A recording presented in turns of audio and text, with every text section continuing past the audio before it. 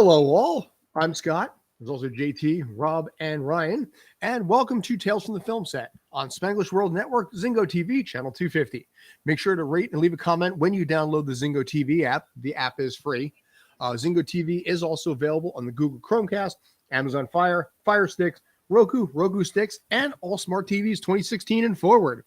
Hope you guys are doing well. Over there is JT. Over there is Rob Leckington, and up there, looking creepy, is Mr. Ryan O'Regan. Scary. Bow before me, mortals. Super creepy. Bow before Zod. So, how we doing, folks? I'm doing well. Okay, I'm actually normal now. All right, fine. I did my intro. I wanted to kind of try to mimic Ryan here a little bit with my other color lights, but I forgot how to control them. It's a bad day when JT is less tech savvy than I am. It's concerning. The only colored lights I got is light bright. Light bright. Colored. Hey, as long as you can still make like let's talk pentagram. Yeah, I'm saying let's go from light bright and upbeat things like that to talk some Halloween, because Halloween is on Sunday. The Halloween movie is now number 12. And we're going to be talking about people that go around killing people. We'll be talking about Mike Myers, maybe a little Jason, possibly Alec Baldwin. Was it that bad taste? Yes, but we went there anyway. Yeah. I'm sorry. I have no idea how much I got called Alec Baldwin over the weekend just because of my Halloween shtick at the haunted house. What? Oh, God. What did you do? Okay, so since you guys haven't actually shown up, I'll give you the gist of it. Man, that's rough. Where's that knife right there, mother? So, this haunted hayride that I'm working over in Staten Island for the month, it's still an acting gig. Basically, I'm a tour guide, and one of the gimmicks I have is that I have like this whole hunter aesthetic going on, where I carry this old school black BB gun. Like, we're talking like Red Ryder sort of Christmas story type, lever action. So, of course, the weekend that comes after the whole Alec Baldwin thing, and I'm like playing around that I'm going to shoot people. And mind you, it's just popping air. I'm not using actual BBs. I'm not putting anything in there. It's just an air that hits the person. They're like, oh my God, oh, I'm dead. Oh, Alec Baldwin killed me. Oh, I'm like, God. Every time I try to do the shtick beforehand, never an issue. Now it's like Alec this, Alec that. It's killed whatever momentum I have going into the holiday. So I shouldn't have said killed. Damn it. So it's we're going to be talking tonight about safety on set, which is part of the reason I wanted to open up with that too. Talk about that a little bit. Just the experiences that I've seen and the chaos incarnate on film productions and things like that. Rob, I know you've had some stories as well. We'll talk about that as well. But like I said, we're going to be kicking this off first by talking a little Halloween, because Jamie Lee Curtis is in Halloween movie number 12, as along with 1, 2, 3, 4, 7, 8, 9, 10, 11, some of that. Dude. How many has everyone here watched every Halloween movie? Because to be honest with you, I've watched like 2.5 Halloween movies. I am an unbridled candy ass. I have seen one. Was it the Rob Zombie one? No, it was actually the original. The original. I've seen 1, 2, 3, 4, and 5, and then it went to H2O and Resurrection, and then the Rob Zombie, his 2 movies.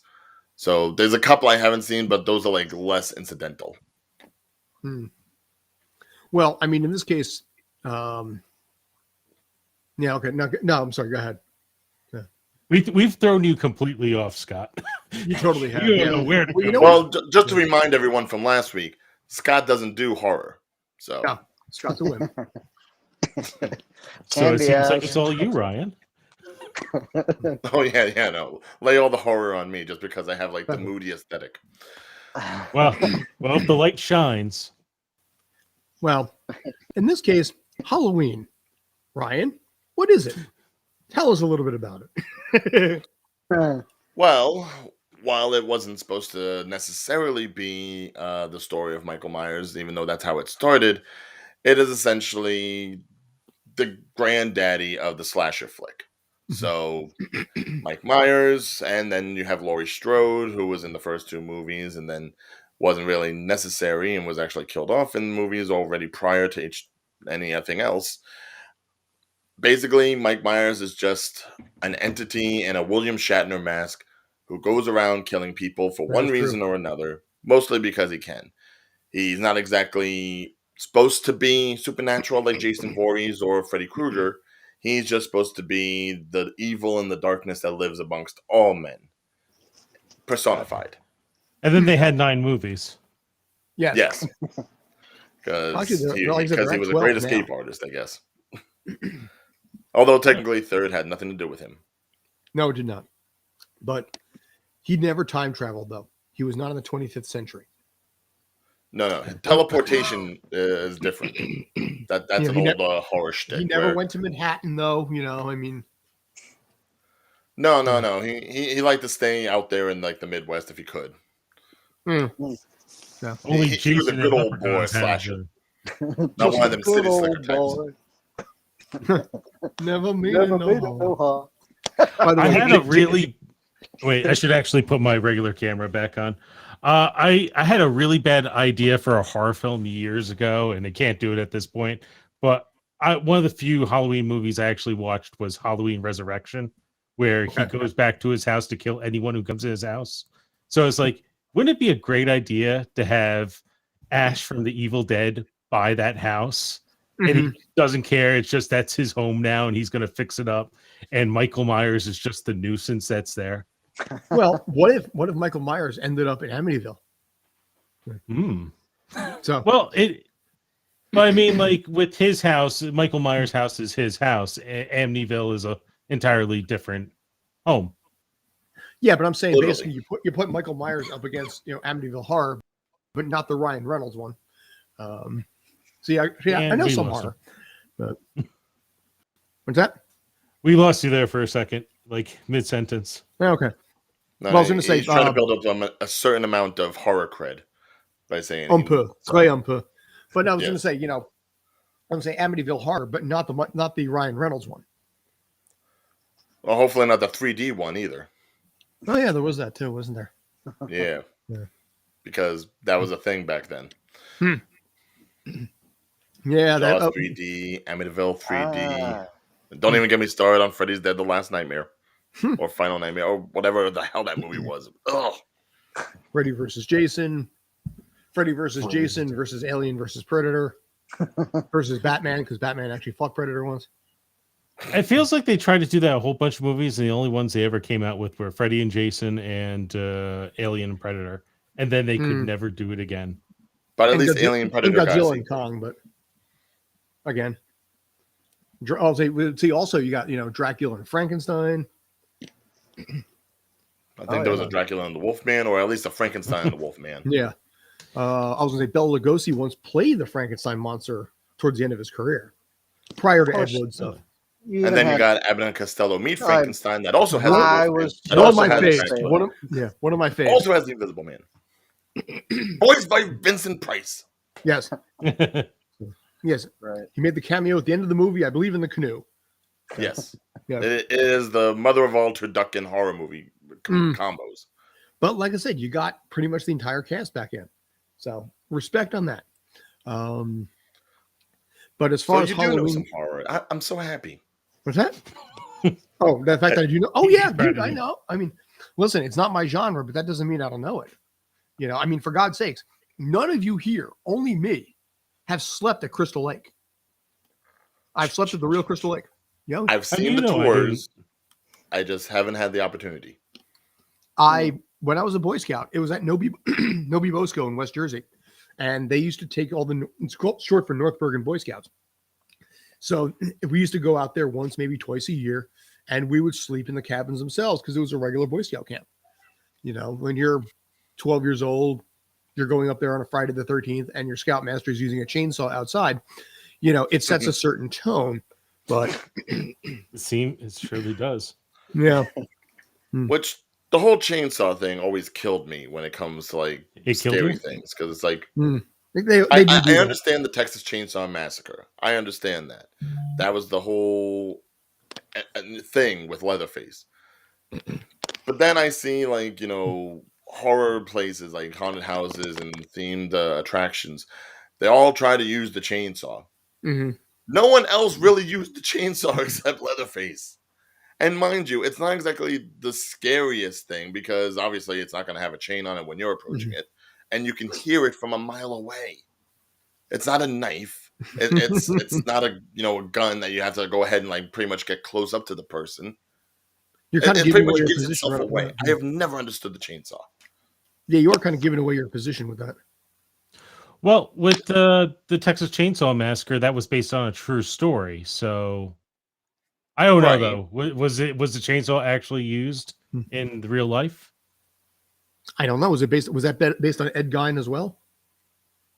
Yeah. In fact, I think Psycho and Texas Chainsaw is based off the same story. So maybe Yeah, 'cause- not. Because I believe the guy was Ed Gein. That was based on Psycho. You mean Ed Gein? Was it Gein? Oh, it was Gein. I think yeah. Gein, right? That's the one. Yeah. Yeah. Okay. Semantics aside, he was creepy. Yes. Of course. But he was Ed up for Gein semantics. Ed Gein was like, he was the actual guy that would like cut people's faces off and like wear them and scary Hmm. stuff. Not one of those things that basically you talk about when you're 7. It's like, so Edward, what would you like to be when you grow up? I want to be a serial killer. I'm waiting for the artistic, cinematic, movie of Jeffrey Dahmer. I'm waiting for that to happen. It almost feels like too new that no one's really been able to like make it creative. But I want to the see real something stories. like that. They did have one a couple of years ago, or not Sure. not a couple of years ago, but like within the last 10 years or something like that. They had the story of Jeffrey Dahmer. Forget the name of the movie myself because I'm not really a Halloween scary dude. I'll watch certain films, but I had heard that they had a Jeffrey Dahmer film. Yeah, but it was probably like one of Dahmer, those the musical. ones. Exactly the musical. Dahmer the musical. People who eat I'm the makers of people. But anyway, so yeah, Halloween right around the corner. Halloween movie yet again right around the corner. But like I said, I tried. And like I said, when you're a guy, you have an expectation to be able to handle horror films. And you know what? I'm squeamish. I'm not gonna lie. I'm kind of the same way. I'm not a big fan of scary movies. I have enough anxiety in my life to sit down for 2 hours and have something else add more to that. Well, I think for Halloween, I'm someone who really enjoys like more the gothic type films, the ones that kind of fit into the holiday but aren't scary, like The Addams Family or Nightmare Before Christmas. Is there any films like that any of you guys enjoy? Oh yeah, the Addams Family was great, and I was raised on. I'm sorry, Rob, go first. Sorry. I really was just thinking that like now I forgot what I was thinking, but it was just it had something to do with being able to at least watch these films. Oh, I remember. Okay, so the scariness of it and everything is what gets me is like when these like girls they're running through the forest and everything and they trip over a rock and then like it takes him a couple of minutes to catch up to her and then like she gets up and she's running all scared, but he eventually ends up killing her or whoever it is that he's chasing anyway. That's the crazy part for me is that like when I associate like Halloween or even like Nightmare on Elm Street or not even that film because I don't think I saw the first one years ago and I don't even remember it, but like Friday the 13th, right? Like where they're all at that camp that you were talking about, right? Okay. Crystal Lake. So you got the campers that are out there just being butchered one by one, and it comes down to that last girl or last guy or whatever, and he's running through the forest and he trips over the log, and that to me is like not really scary. It's just the whole frightening aspect that somebody's being chased, but you know, My struggle is entrapment. You know, my biggest nightmares whenever I have a nightmare is being trapped. Entrapment, movies and real life. That's my biggest struggle. Arguably for me, I think one of the worst, the toughest horror movies I ever saw, and this is a little off the beaten path. Event Horizon. If you guys remember that, Oh, sci-fi horror. yes, Sam Neill was awesome in that movie, and it was creepy. Oh yeah, no, the makeup that they did to him on the end, Yeah. that was some good look. But it was unnerving because probably a lot of people didn't expect it to be like more horror oriented than say sci-fi, aliens, that sort of thing. That was And that was Alan really Grant one from of those few Jurassic movies that, Park. It crossed the border. Yeah, It's not like Jason X where it's like okay, slashes on a spaceship, gets nanotech. It's Yeah, I was gonna nothing. say- It's nothing like that. Yeah. It knows it's a horror movie. It's just set in that future. It's kind of in the same way that like Star Wars is a fantasy movie. It just happens to have sci-fi elements. mm-hmm. No, after ahead. event, I'm sorry. No, I was going please. to say after Event Horizon, has there been any other movies similar to that since then? Because I remember everything I had read about Event Horizon at that point was making such a big deal about how this was the first real horror movie in space. And that's not to say Aliens isn't, but it's like a different type. It's like the first haunted house in space. Because it was like everyone's dead on here. It's filled with ghosts and demons. Has there been anything since then like that? Pitch Black. Well, no, Pitch No. Black was actually about aliens on the planet and them trying to survive it. Mm. Yeah, I think if it all comes down to the villain. If the villain is of an extraterrestrial nature, then it doesn't necessarily play into horror because it's not. It's completely foreign to the human mind. But anything of a supernatural feel, something that could inherently be anywhere at any time amongst us, Mm-hmm. that's when it becomes horror. Anything that could, Well, would you say happen that then. Alien is not horror? I would say Alien has horror aspects, but at its core, it's more sci-fi, especially when you're thinking about the xenomorph and how it works with the human body, and then especially the chest burster. Well, the first one was horror. The second one's more like action sci-fi / horror. Yeah. That's the instance of that sequel where they And go the third ahead and one's turn it up a tragedy. little bit. that The would third one was almost a tragedy. be like It Lives with. Well, the Roddy third one was a Piper. tragedy just for making it, but Oh, Sorry, Rob, you were saying? poor Charles Dance. I was just saying that, like, you're speaking of the science fiction horror, like It Lives with Roddy Piper. You know, with the fact that like all these people are aliens, but you have to figure out who they are by wearing the special glasses and everything. You know, that was pretty. There was also Charlie Sheen did some movie. Was it The Arrival? no, was it The Arrival? It may have been The Arrival. The aliens Yeah. that had backwards knees. Yeah. Hmm. Yeah, because in that one it was like Charlie Sheen sporting a goatee to make him look like scientific and smart.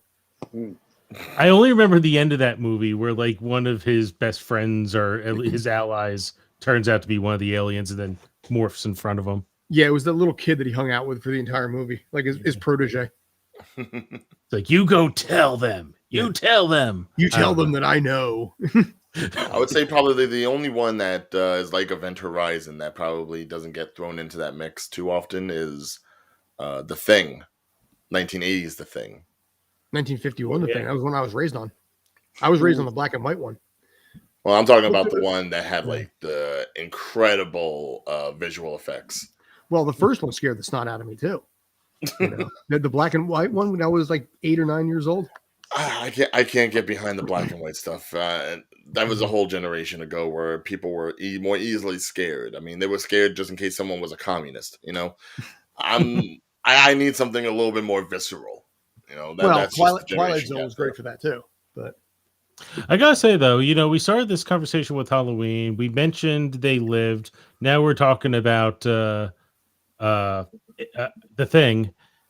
Just we have to show some love towards John Carpenter one of these days. It's because he's such a. Do you guys ever watch the films that made us on Netflix? yes, I've seen a few of those. I They know just that came- there's the new season out now, and Yeah. they've got like a couple of horror ones on I've there. seen about half Correct. of it. Correct. And one of them actually is the original Halloween, where they go into the background about that. But they go into detail about John Carpenter and what an amazing filmmaker he was. He was, we know some people like this, but he's a guy that you could just throw him into the film, maybe 2 or 3 other people to help him, and he could bang out one of the most amazing films you've ever seen. He was a one-man crew to a certain degree. He was directing it. He was doing the music for it. He was editing it. I think he actually wrote that as well. Halloween. It's just I just really admire him, and just like all the great films that he made through the 80s and 70s there. He's basically the indie filmmaker before it became a thing. Yes. In fact, he's a guy who I think Halloween was indie. And then he started breaking into the mainstream, and a few years afterwards, he was like, screw it, I could do this all myself. I'm going back to making independent films.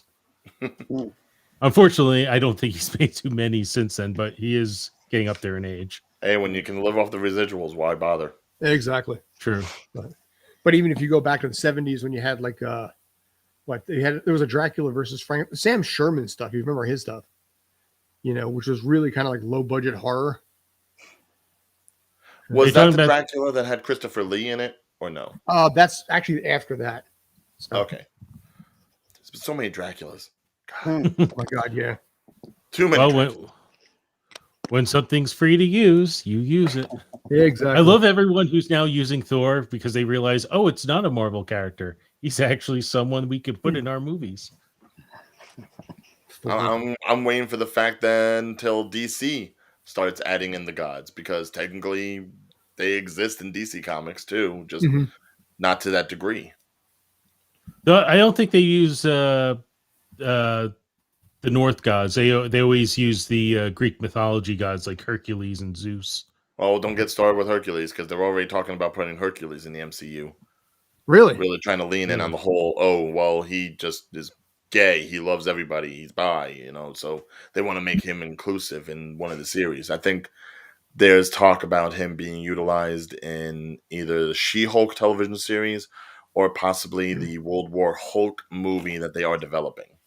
Just so they have like a human counterpart that can also take on Hulk that isn't Thor. Okay. No, who you need? Matter Eater lad. Let's bring Don't be starting with the DC nonsense. With this. Oh no, he was DC, wasn't he? Yeah. I was like, okay, Cannonball. Who's the Karate Kid? Which that's also DC, Legion of Superheroes. All right. Him and Matter Eater Lad basically like the same class. I would say, well, yeah, they had Booster Gold was in that era too. So since we've now moved on to DC, do we ever stay on that topic? No, we don't. That's the beauty of us. Since we're still GT, nice shirt. Oh, thank you very much. Yeah. Since we're talking about DC real quick, has anyone watched Injustice? I sat down and I watched that 2 days ago, and having played the video games, having read bits and pieces of the comic, man, did I hate that movie. Are you guys familiar with Injustice at all? I played the games. I haven't watched the show. I'm waiting for that to just come on HBO Max like the Long Halloween did. Well, you're familiar with the story then, because it's pretty much the same as it is in the video game. Yeah. In another dimension, Joker tricks Superman to killing Lois Lane and his unborn child, which at the same exact time, there is a trigger on Lois Lane's heart that when she dies, all of Metropolis blows up, pretty much killing everything human about Clark Kent except for his parents. And that kind of starts setting him on the path of slowly turning evil. It starts off slow with like him killing the Joker almost immediately. And then a civil war between him and Batman, and then their fractions of Superman's now trying to create a police state and Batman's trying to stop him. Okay. And good. And basically, the video game has a big, lengthy story. It like goes over a span of 5 years. The comic book literally goes like year 1, year 2, year 3, etc. The movie tried to condense this all into 50 minutes. I would say they 50 failed. minutes? That's as long as it was. Well, I looked at the time before it started, and I'm pretty sure it said 50 minutes. I'm going to double check on that. But Wow. whatever it was not long enough to really encompass it. And they started to have to change things. Like, oh, we're going to put a different villain in the middle of this just to make it make sense, which it didn't. I just needed to go on that rant because that movie irritated the hell out of me this week. What adaptation I really hated, and I don't know how you guys feel about it. The 2005 Hitchhiker Guide in the Galaxy movie. I hated that movie royally. The Martin Freeman one. I can't say anything about it because I didn't read the original book, so I don't know the source material enough to say whether or not like it was a bad interpretation. I'm assuming though, since you hated it, you read the book. Yes, I like the poignancy of it. I like I would almost say comedic Rod Serling approach to humanity, if that can be such a thing. And the movie tried to cram too much into it. There's an Amazon, I think there's a series on Amazon or BBC that delves into it more deeply, but the movie crammed way too much into it. And I personally felt it was garbage. Oh, I'll just jump in real quick. Just a correction on myself. It was an hour and 18 minutes on that Injustice film. But still, even that's pretty short. I'm surprised. Yeah. I just like to say that because I every week I say something and I catch myself saying something that's untrue and I don't correct myself. So this week I'm correcting myself. All right. So Malcolm, I'm on the camp where I didn't mind Hitchhiker's Guide to the Galaxy because I've never really knew anything like that when I first saw it. Like this was before I got into anything British. I think you know what it is. Seeing something like that, just hearing like all the little in jokes, all the little like clips about humanity, and all the different animals on board and how it was all just constructed. Really disappointed. It's a fascinating idea, and something that I think after that people started playing around with more. Like, how was Earth really made? How did it come to be? That sort of thing. Even South Park almost played on that. It's like, hey, it's a reality TV show.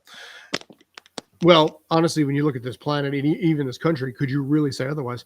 But Malcolm Lay, basically, I love the Hitchhiker's Guide to the Galaxy movie and also love the book. Respect. Feel free to hate my opinion. Hey, Malcolm, how you doing? Hey, so Malcolm, you know what I did find out? This is something we're just going to take this really off topic, but whatever. I'm okay with it. Planet of the Apes has always been one of my favorite. No, hear me. No, Zion, hear me. Has always been one of my favorite franchises, the original one. Charlton Heston moving on to Roddy McDowall. What people don't know is that Rod Serling got a co-writer credit on the first movie.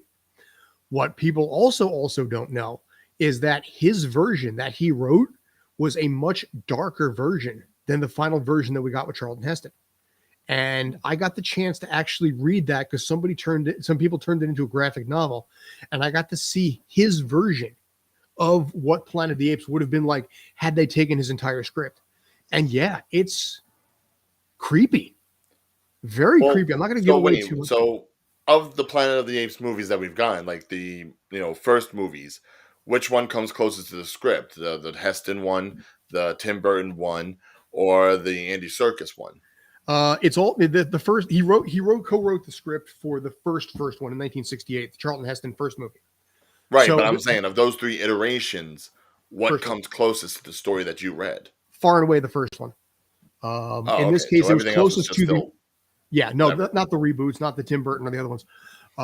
This is the one that, like I said, that the first one, and with a little bit of a hint of the third movie, was built into the script that he wrote. But I'm not going to say anything here. I'm not going to give it away, but I was really impressed with it. Because there's a lot of that Rod Serling sort of Twilight Zone feel to a Planet of the Apes movie.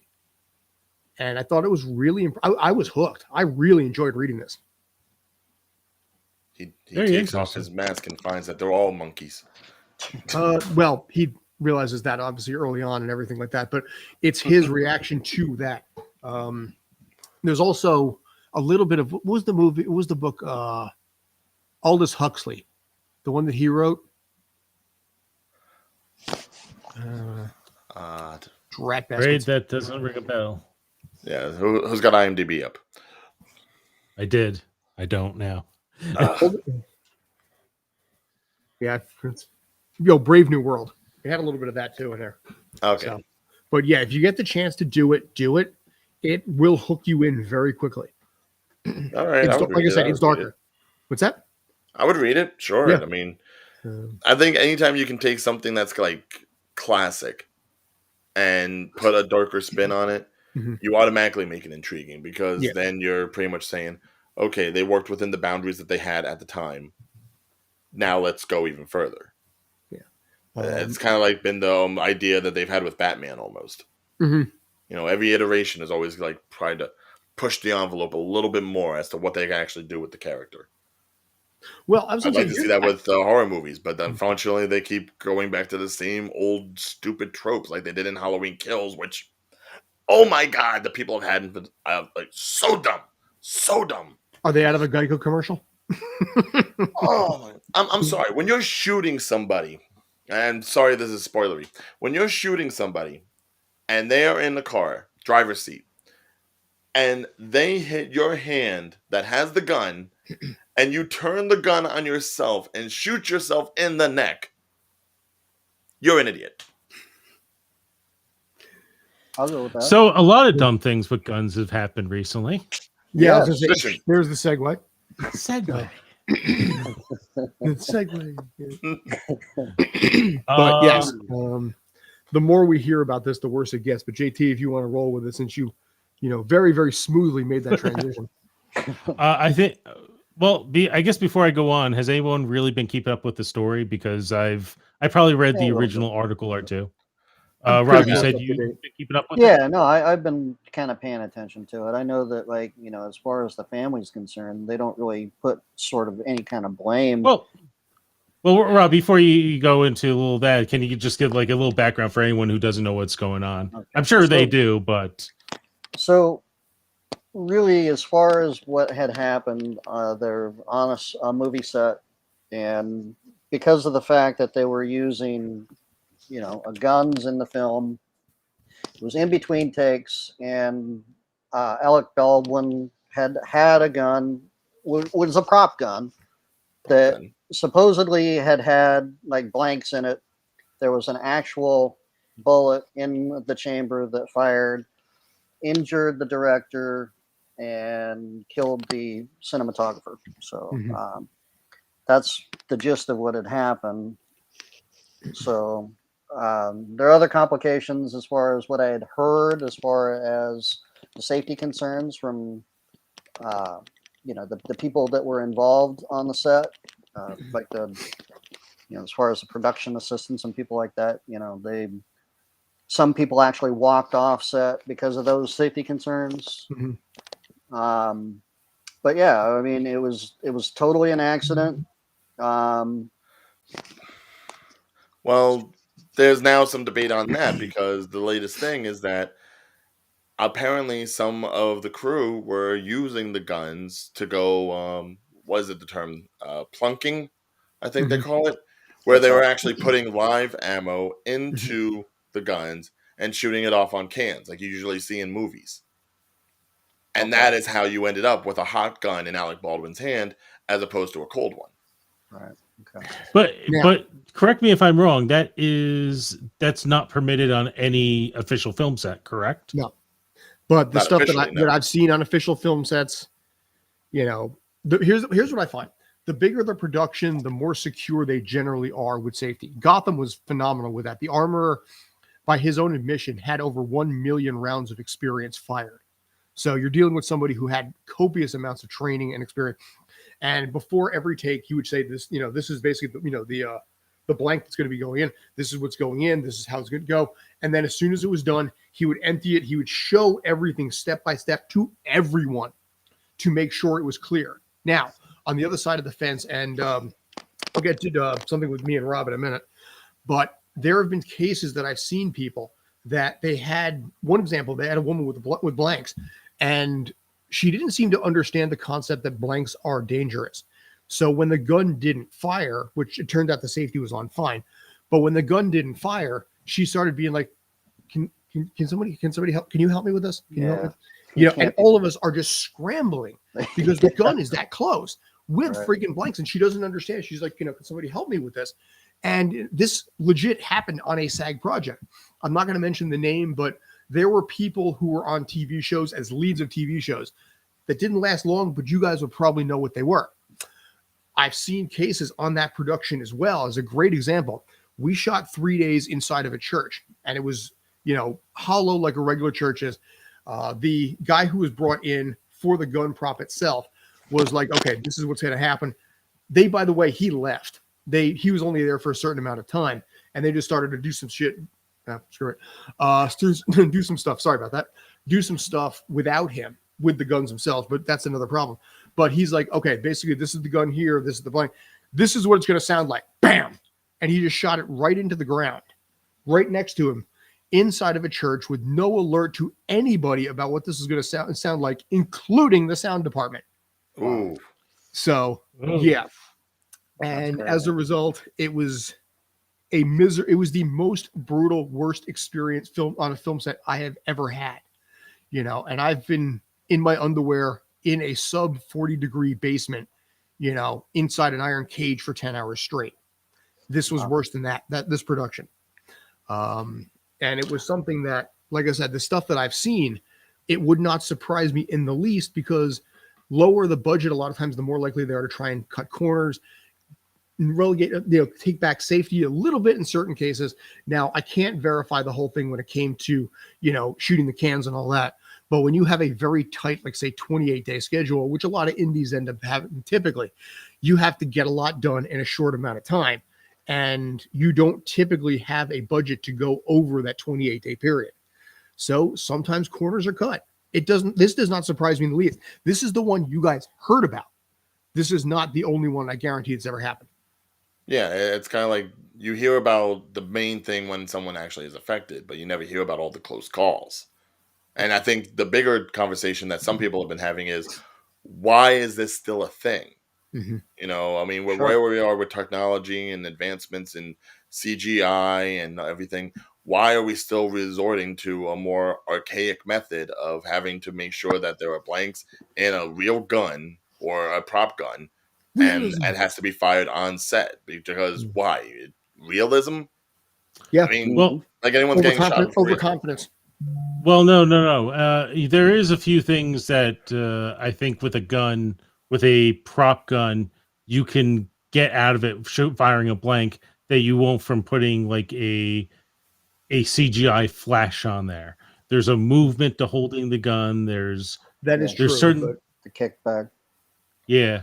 So there is certain benefits of firing a real gun as opposed to doing it all in post.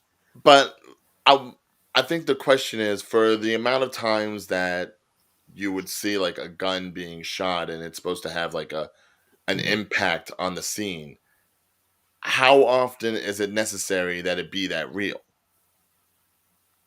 It depends how It's you a director's do it. vision. I think we were director's vision. talking. I think we were talking offline. More specifically, Rob was talking offline, mentioning about how in the UK, whenever they shoot a film using guns, most of the time they don't even show the gun getting fired. It's usually off camera that it's fired, and you just hear the noise. So there is definitely ways to work around it, but depending on what you're going for, the more realistic is still the way. They do a lot of dangerous things on films. Scott has a story about how I think it was from the Hugh Jackman's film a few years ago, The Greatest Showman, how there was a point where the entire building was on fire. And to do this, they had to set the building on fire. And things weren't up to code, so the building was really on fire. Here's what I'm going to say. I have a theory that they did that deliberately because it was the last take of the night. So I think they were really going to set it. Now, what bothered me about that is all of our stuff was in the building that was literally attached to it. So it's 6 o'clock in the morning. It's the middle of like January, February, what it was. There's freezing rain, and we can't go back inside until the fire department has cleared us the legal right to go back inside again. And you couldn't even like put your hands against the fire because it wouldn't let you get close to it to stay warm. But yeah, that kind of stuff, it happens. Rob and I were on a project years ago. I do not want to mention the name, but we have watched people die on set, and the production just keeps going anyway. One that I know of on that production, possibly a second. I can't confirm the second, although it would surprise me a little bit if that person survived. But things like this do happen, and that's part of why I think the whole union strike was such a big deal. Now, the contract itself that was offered and tentatively accepted makes it actually worse for the union than what they had previously. But if that ends up going through, it's going to be a massive concern in a lot of ways, because it's going to be less turnaround time during the week, meaning more mistakes are going to end up happening. Fatigue. Sure. And when you get, like, for that particular movie, when you have 1,200 extras,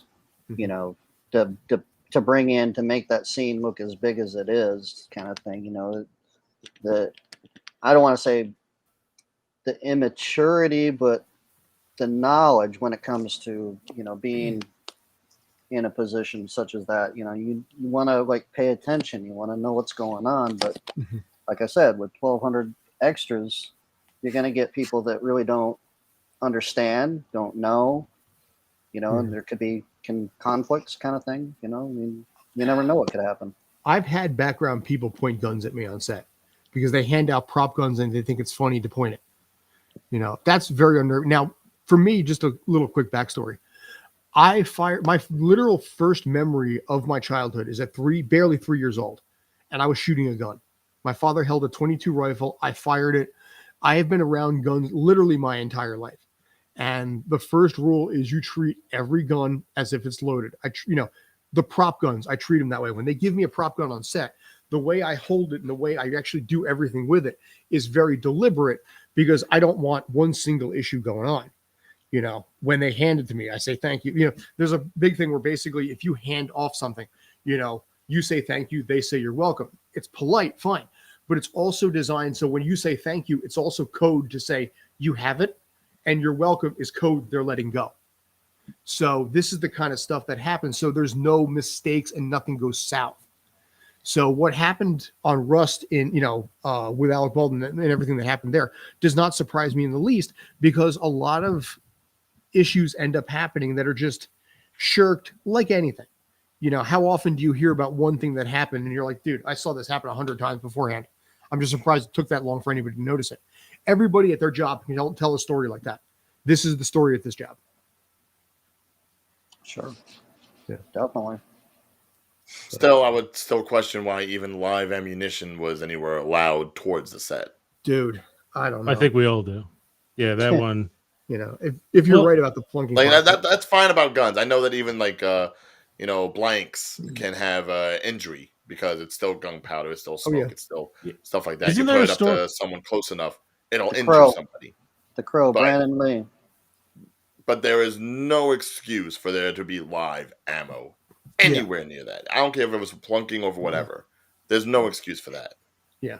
Well, I think with just to go to the Crow real quick, wasn't the story that there actually was live ammunition was used in the gun, but when they were loading it for the scene in which killed Brandon Lee, they put a blank in, but there happened to be a shell still stuck in the barrel. Yeah. That was just the wrong item at that point. That's not necessarily like switching out something that shouldn't have been there in the first place. And again, though, I mean, when it comes down to using prop guns and things like that, I mean, it's possible to use, actual guns and everything, but the idea behind using, like, projectiles in some way, I'm with Brian. I don't understand why they have to, to use these things. It's just my own personal. Because again, there's certain things that you can't fake. So that's just been the way of filmmaking for the last 100 years. There's ways you can edit that. True. Yeah, but not very well. I mean, you could do jumps on the frame to make it look like everything shook. You could do little bits of CGI, but sometimes, again, I hate to say it. I'm not trying to say guns are good. I'm just some things with film, like you have to do a little bit of that danger to make it look real. But go ahead, please. I have a BB gun. I mean, the only thing with the BB gun is that they're required to have those orange tips and everything. So, I mean, there is such thing as like rotoscoping. which isn't Yeah, even a BB exactly. gun. This is all rubber. This I is mean, a if you training wanted gun for the to. police. Rotoscoping basically would cover up that orange tip, in order to, make it look as if it was like a real gun, that type of thing.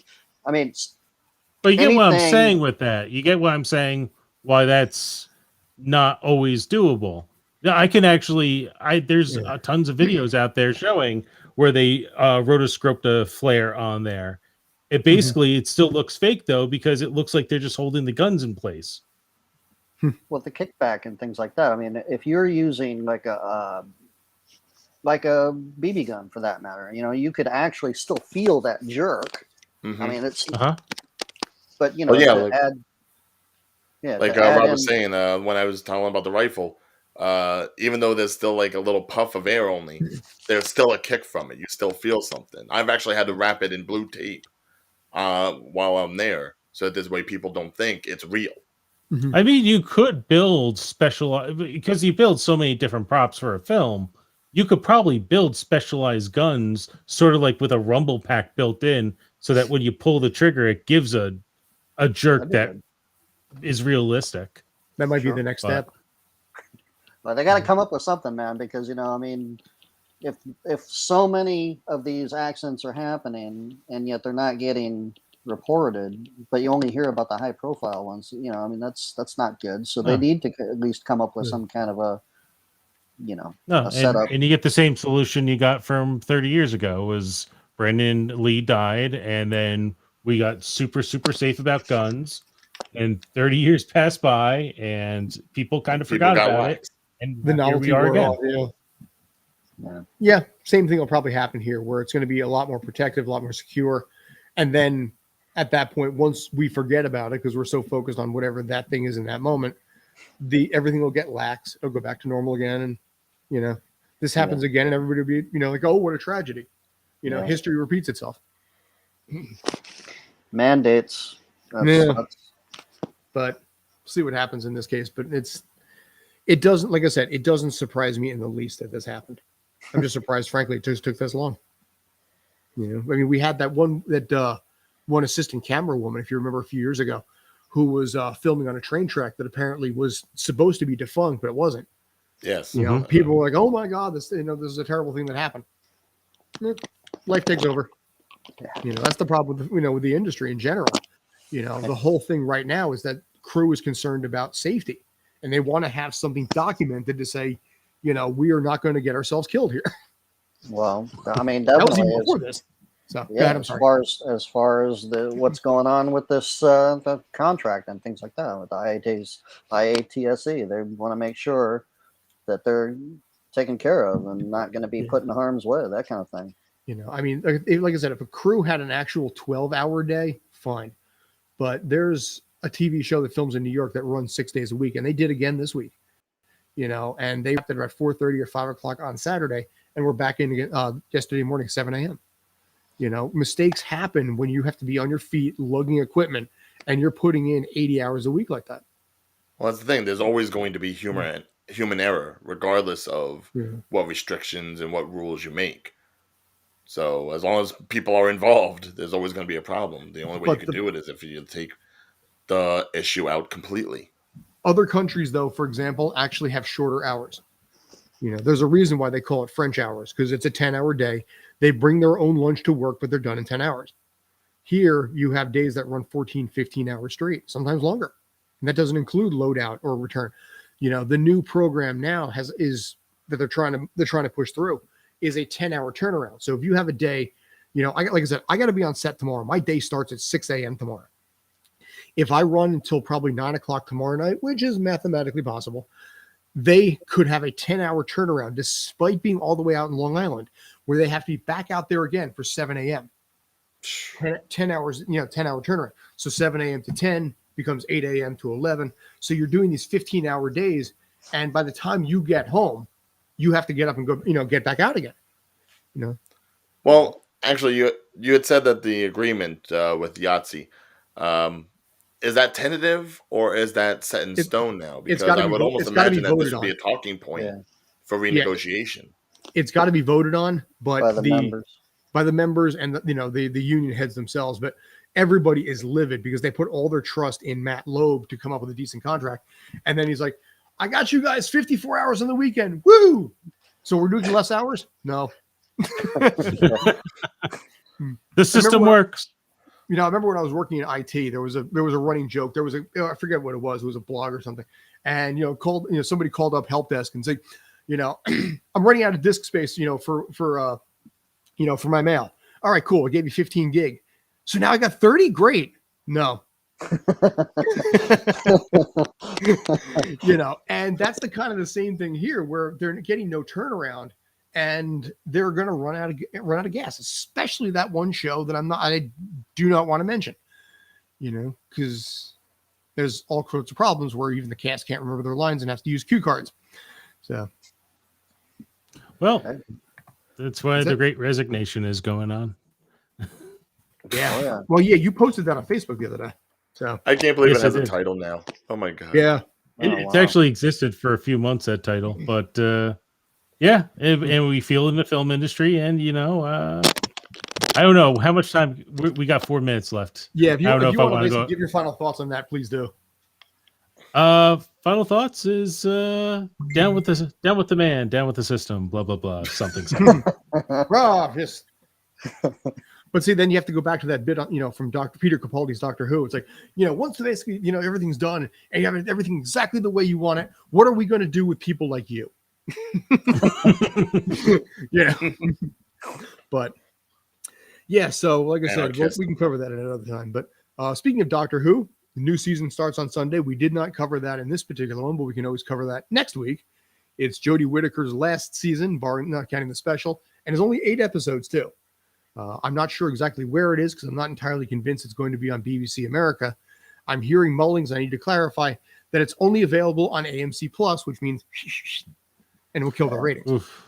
So I don't know. I legit don't know, but I'm very curious to find out. And I was working during the show to try and find that out for realsies. But Quick thoughts on that is I'll I check didn't HBO watch the Max, last 2 too. series. I don't know if I'm going to watch this one. We'll see how it turns out. I'll let you know.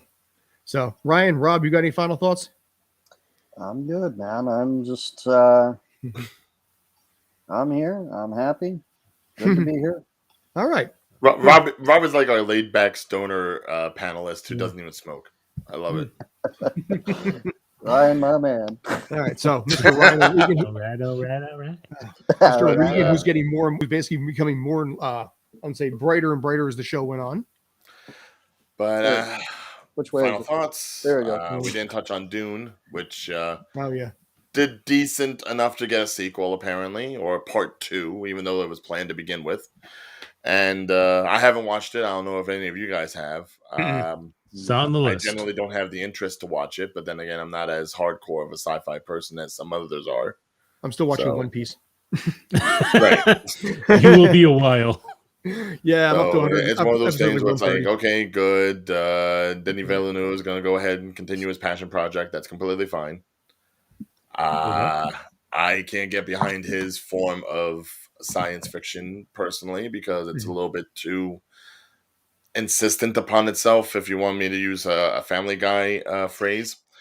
But I don't know. Here's hoping that the sequel does better than the original one did because everyone seems to say it's artistically great. But if you look at Rotten Tomatoes, the fans, meh. But we can absolutely discuss Dune next week. That's going to do it for us. As always, you can find us on Twitter at Filmset Tales and Tales from the Film Set on both Instagram and also on Facebook.